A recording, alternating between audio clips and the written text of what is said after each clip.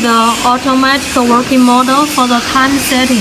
If you don't want to use this function, you just need to make it like this 0.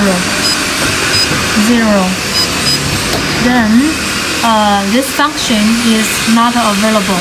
Means you will operate the machine by yourself, and the time you will start the machine and the time you will close the machine, or by yourself. So it should be 0. But if you need to use the automatic model, like if you want to use the machine for 2 hours, then you set it to be 2. And in this way, you can see the number is 002 means after you start the machine will shut down automatically when the working time reaches 2 hours. Okay.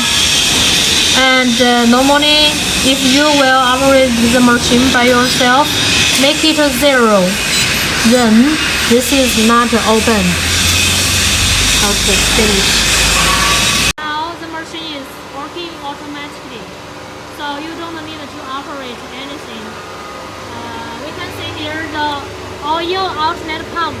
This one is working automatically, so no operation mode for startup.